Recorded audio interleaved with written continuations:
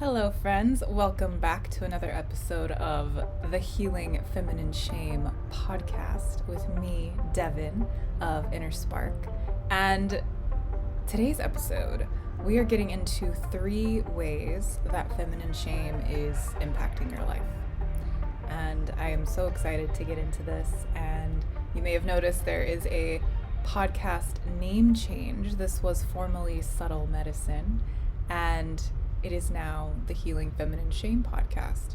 And for those that have been following my work for even the shortest amount of time, you know that feminine shame, healing and addressing and really defining it, because it has nothing to do with gender or physical anatomy, and we'll get into that more. And there's other podcast episodes and blog articles on the website too that you can certainly check out. But this is something that is truly my soul's mission and purpose and passion.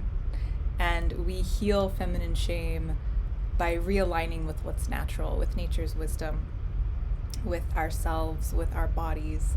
And so nothing is changing in my work. It is just laser focused, and that's what we're up to. And I'd love for you to continue the journey with me and to begin to really identify and confront and unravel these things in your own life, in your own body, and in the collective at large, because it is super important and more than time. So welcome to the Healing Feminine Shame podcast. All right. So, like I said today, getting into 3 ways that feminine shame shows up in your life and how it's impacting you. And so before we go there, I'm going to ask you a few questions, and just want you to let them sink in and just see if any of them apply to you. Okay? It's like those quizzes, right, in a magazine. Oh, are people even like holding actual magazines anymore? Nobody today will know that joy of, being a teenager and just laying on your bed with your pen circling the quiz answers in the magazine. Okay, so this is your audio or visual, if you happen to be watching me, quiz. All right. Have you ever felt like there was something fundamentally deeply wrong with you just for existing? Do you perpetually try to fix yourself so that you can finally be enough on some level? Are you stuck in the same patterns of sabotage or addictive avoidant tendencies and feel like they're your dirty little secret that you just can't seem to fix? Has your self-care slowly actually turned into self-punishment as you try to continually improve yourself so that, again, you can finally be enough on some level? And lastly, do you feel disconnected from yourself and from anything greater than yourself, from spirit, source, the great mystery, the earth, whatever you like to call that? So just kind of letting those sink in. And I could keep going, but these are all ways that feminine shame show up and creep into our lives. I can relate to every single one of them. I know that my clients can, and I am unfortunately betting that you can as well. And so while it can kind of feel like daunting and scary, right, to kind of have those things laid out in front of us, like, holy crap, yeah, like I do just walk around all the time feeling like there is something super wrong with me at a deep core fundamental level, just because I'm here, just because I am. Yeah, like, I feel you. So just to refresh us as to how InnerSpark defines feminine shame, I want to share that with you. Feminine shame is an intense and deeply held resistance, aversion, resentment, and fear towards anything that is soft, transient, cyclical, fluid, gentle, passive, loving, nurturing, intuitive, and or emotional in nature. And ultimately we can think about it as it's a shame towards that which is natural, that which is impermanent, fluid, not fixed or rigid. And so the truth is, when we think about it like that, right, it's like I said, gender and physical anatomy have nothing to do with it. And when we can really think about it like that, it's like, well, that's basically everything in existence, right? That's my body, that's the earth, that's the seasons of life, the seasons of the earth, that's our emotions, that's everything. And you're right. And so the truth is, all of us are impacted, and all of us will experience some form of this in our lives, just inevitably. So this learned disconnection between what we've deemed as normal and what we all abide by in order to get along in the world, and what is actually natural. So this learned disconnection leads us into a perpetual state of not enough, right? I'm not enough. I'm not good enough. I am not enough. We feel wrong, bad, unworthy, and like I said, just fundamentally flawed for existing. That's kind of that core underlying theme, is just flawed, completely effed up just because I'm here. And as a species of humans, we've really lost our taproot, our connection, and we've learned that it's better to ignore our innate naturalness and to keep ourselves safe, unless we want to open ourselves up for scrutiny, judgment, and more shame. Yeah, it's like trying to fit into this unchangeable box, and then shaming ourselves when we don't meet that measure, which is impossible to meet. What we've learned and emulated across many generations now, because this has been going on for so long, this is largely due to puritanical programming, sure, and none of it is natural, although we've really come to view it as normal. So I want you to just begin to think about that in your life. What do I accept because it's normal, but it doesn't actually feel good to me? It doesn't actually feel natural to me. So this normal versus natural. And how can I come back into natural, this state of balance, this state of alignment and integration within myself, my physical, emotional, mental, and spiritual aspects, and integration with those around me, with the planet? Just how can I come back into a state of natural? And where can I let go of some of these things that I do just because they're normal, or some of the things I accept just because they're normal? And when I share the three main ways that feminine shame shows up, you'll kind of begin to see that. I just wanted to touch on a few more points. You might be like, damn it, lady, just get to the three things you said you were going to share. And we're going there, but it's really important to have a little bit of context, yeah? So stay with me, all right?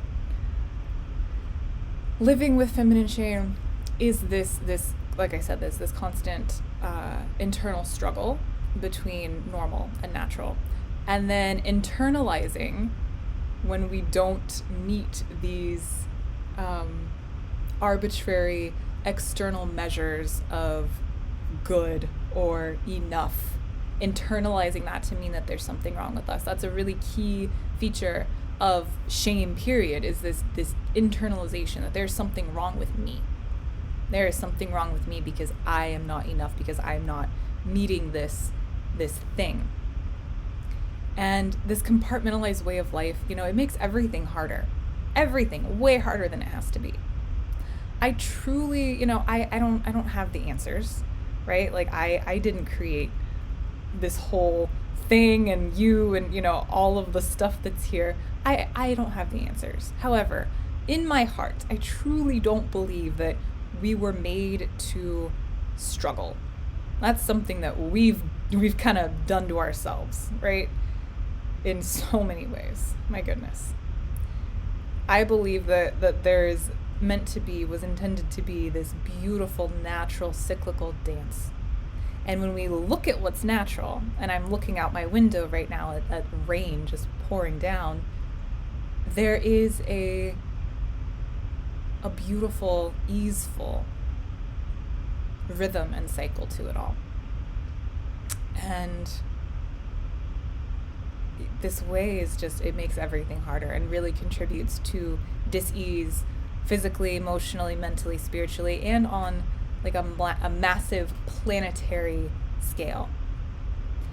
And like I said, feminine shame, it impacts everyone, regardless of gender or physical anatomy.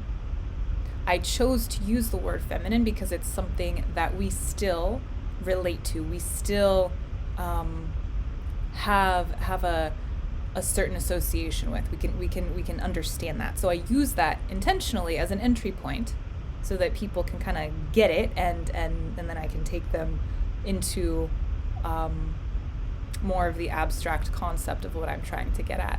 And again, if you followed my work and if you head over to InnerSpark.life into the library, you can check out the article Redefine, InnerSpark.life/redefine, where I share the alternative principles that I use. So feminine is actually the spiral principle and masculine is the triangle.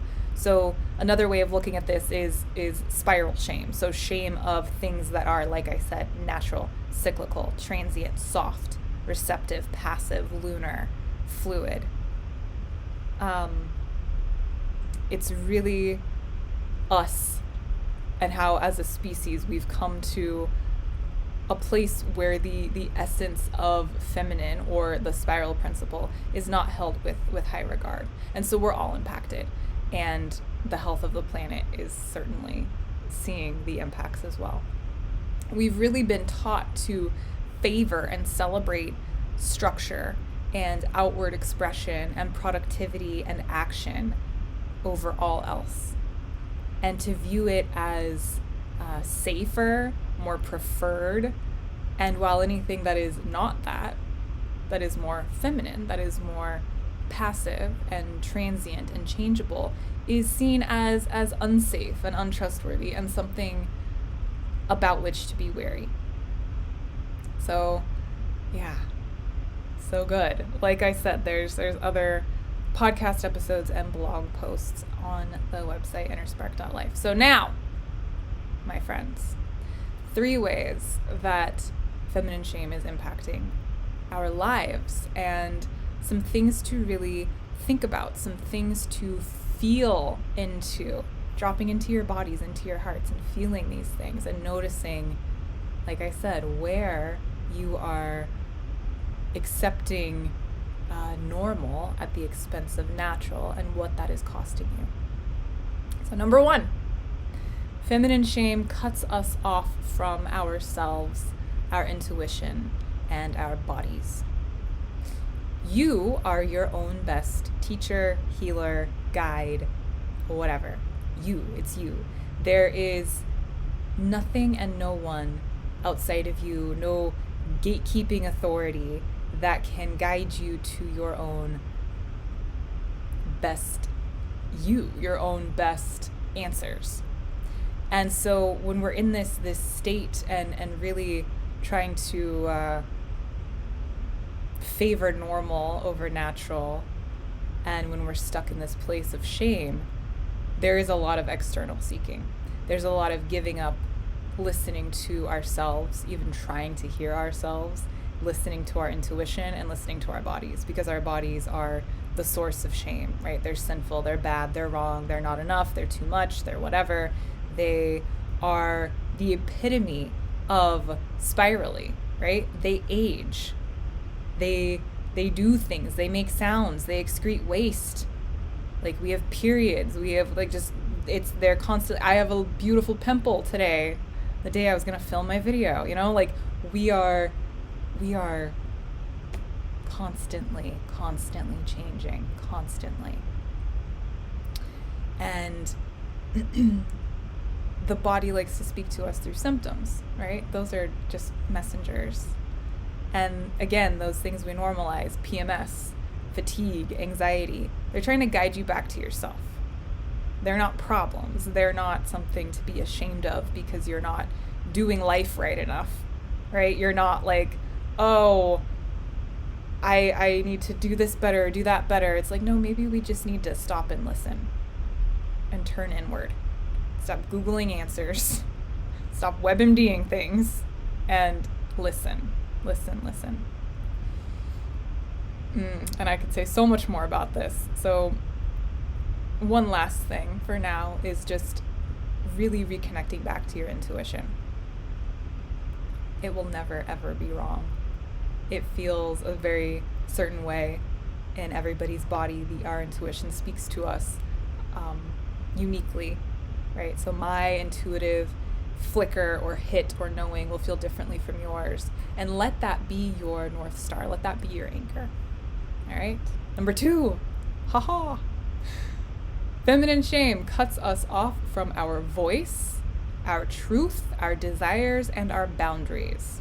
So when we are living in a state of shame, we do not wish to be seen. We do not wish to have other people know that we have needs. We do not wish to let other people know our truth, and we are too ashamed to exert our boundaries. Or we may not even know what those things are anymore because we're so disconnected from our intuition and from our bodies and ourselves. So we may have no freaking clue what our authentic truth is, what we actually desire, because we are living from a place of being who we think we have to be versus who we actually are and wanting what we actually want. And then without knowing ourselves, how the hell are we supposed to have boundaries? It's not going to happen. So it can be that twofold thing of either we're allowing them to be stifled and crossed, or we simply don't know what they are anymore. So it really clouds our ability to make the right choices for ourselves, because everything is also filtered through a lens of fear, of a fear of being seen, a fear of being found out, and this painful sense of unworthiness and insecurity. Number 3, the last one for now. There are many more. These felt like the 3 that wanted to come through today. Number 3, feminine shame prevents us from being soft, fluid, and receptive towards life and even ourselves. So we meet ourselves with a lot of hostility, a lot of judgment, a lot of scrutiny. Our internal voice is harsh and sharp and mean. We're mean to our bodies. That our internal world is just,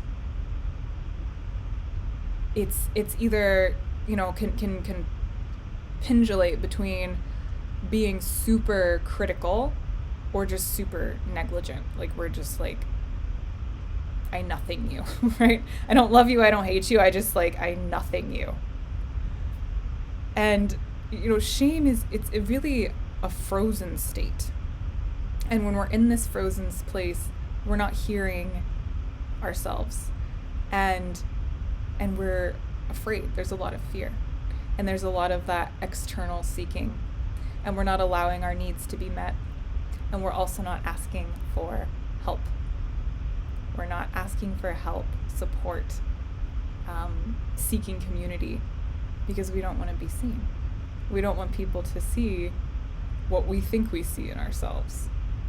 And I say what we think we see in ourselves because what we think we're seeing and what we're judging so harshly as the source of that thing that we should be ashamed of is like not actually there, because it doesn't actually exist, because those measures and those markers that we're using are arbitrary and made up and not real and don't exist. So how can we come back into allowing ourselves to be soft and fluid and receptive towards ourselves and then towards life? It's really this shutdown, this frozen shutdown, and it doesn't feel good, and it just keeps perpetuating itself. And so then we do the things to try to make ourselves feel better, right? The addictive things, whether it's, social media, shopping, alcohol, drugs, disordered eating, exercise, sex, those are like the secondary thing to the shame. The feminine shame is the thing that needs to be addressed. And when we can heal and unravel that, all the other coping mechanisms and the other things we're doing fall away. We don't need them anymore. Yeah.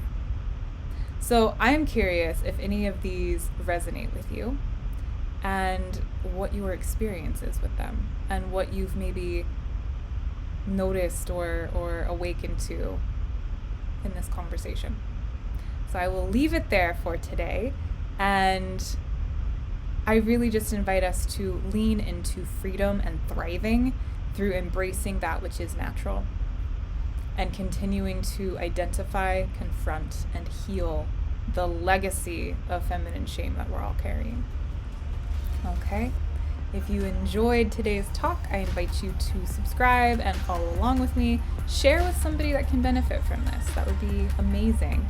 And please head over to the Healing Feminine Shame Facebook group to share any thoughts or feedback with me that you have. All right? I will see you next time.